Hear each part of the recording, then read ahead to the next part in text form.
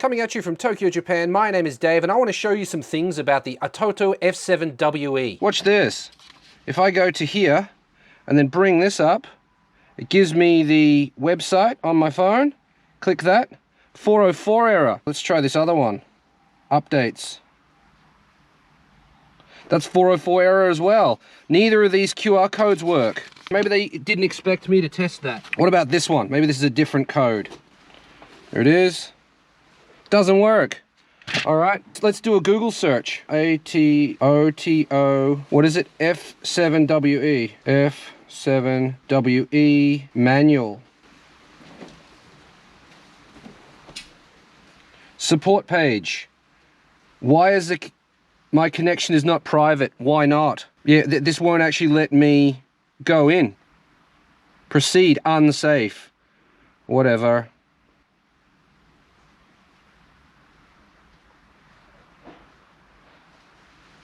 Oh, that's really sketchy, but okay, cool. And I'm still, where support maybe? Help center, okay. Under development. Oh dear. Okay, this is really... Sign in? No. What if we go here? This one. No, that one.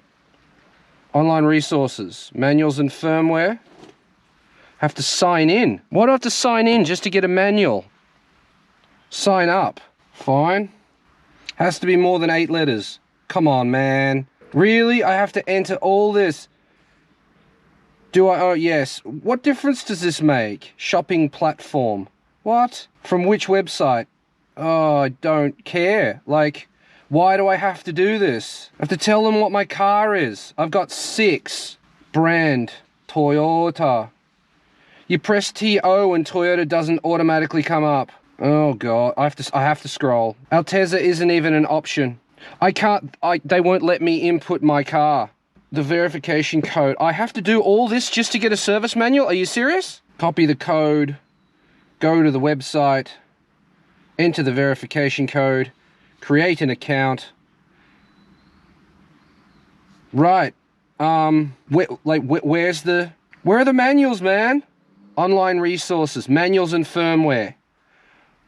Why is it in Japanese? Why did it suddenly launch to Japanese? Product type, head unit, F7, product model. Oh god, F7G2A, F7G, G2A. Can I type it? This is just ridiculous. There's the model. I've entered it in. Go. Please select the model. Oh, you're kidding me.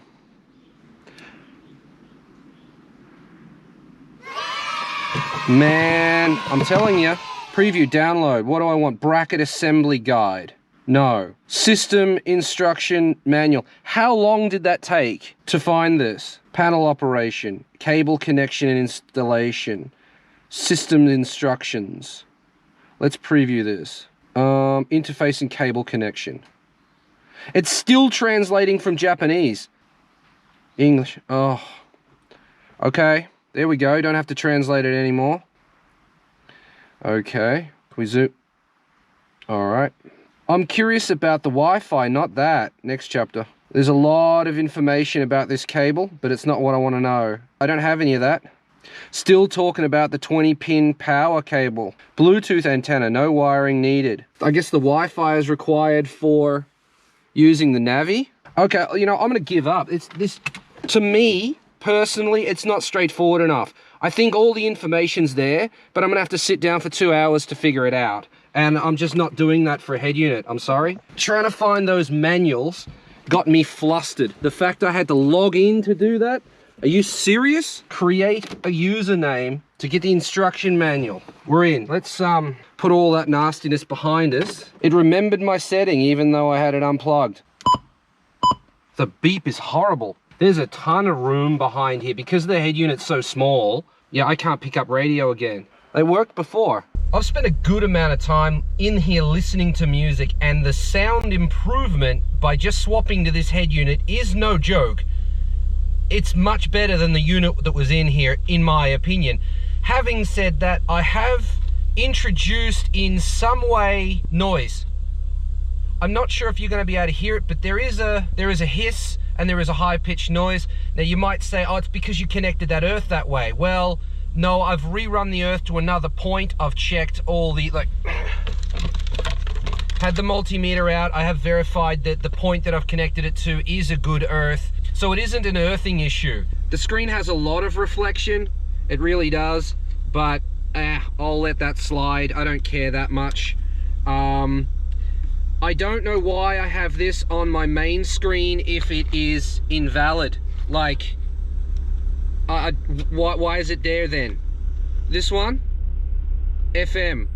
I can't get FM to work. It worked that once and it hasn't worked since. Oh wait, there we go. One channel on FM and that's it. That's not ideal. I don't believe that. Let's try AM, because I know where there's an AM station. Went straight past it, didn't find it. There should be a radio station there and there isn't. Back to the noise. If I set the volume to 0, noise disappears. Set it to 1, noise comes back. I do actually have an RTA that has a microphone that could go in here, and we could figure out, you know, what frequencies are being represented and which ones are being left out, but we're not going to get an accurate representation of what the head unit can do. It's going to be the system overall. I also have noticed that the Bluetooth will drop out every now and again for a fraction of a second. It's very weird. No idea why. Never had that before. That is definitely this unit. It flickers. I actually took this out of the car, put it on the test bench, and it still did it, so this is not car related. So if you turn the parking lights on, the head unit dims. Let's have a look at the menu system now that we've got it here like this. Bluetooth music, can't use it. CarPlay, invalid. Android Auto, can use it. Radio can use it. Bluetooth, invalid. I mean, if it knows it's invalid when I press the button, why can't it check beforehand, and if it's invalid, not even give me the icon? AV in. Nothing. I wanted to show you the EQ, because the EQ is impressive. I do like the EQ. There you go, full brightness. You can go to the dim, or you can turn the screen off. Resources. Oh, look at that. Check firmware updates. Scan the QR code. Let's give this QR code a go, because it didn't work before. Alright, so we got another 404 error. Let's translate it. Sorry, the page doesn't exist.